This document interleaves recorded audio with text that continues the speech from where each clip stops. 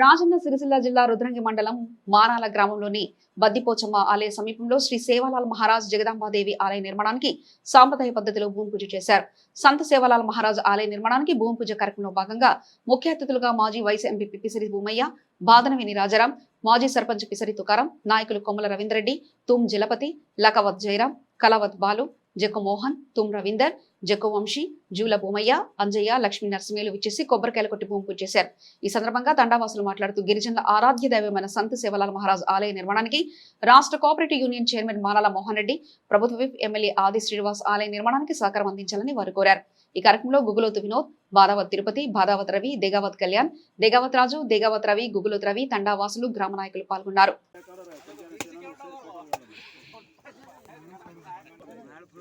జై సేవాలాల్ మహారాజ్ కి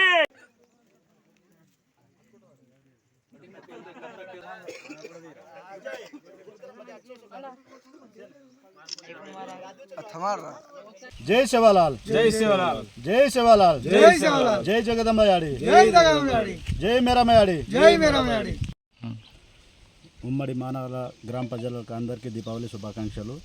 ఈరోజు గ్రామ పెద్దలు, sarpanch, ward members and MPTC గారు, చైర్మన్ గారు, వైస్ చైర్మన్ గారు అందరూ ఈరోజు మా యొక్క భూమి పూజ కార్యక్రమానికి సేవాలాల్ మహారాజ్ భూమి పూజ కార్యక్రమం ఇవాళ జరగడం జరిగింది.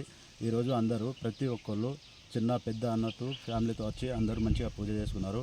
ఈ యొక్క పూజకు మాకు కూడా గవర్నమెంట్ మేము చేసే ప్రతి ఒక్క పనికి గవర్నమెంట్ అయినా మా పెద్ద లీడర్లు అయినా ఎవరైనా కానీ మాకు కొద్దిగా సపోర్ట్గా ఉండాలని మా యొక్క విన్నపం.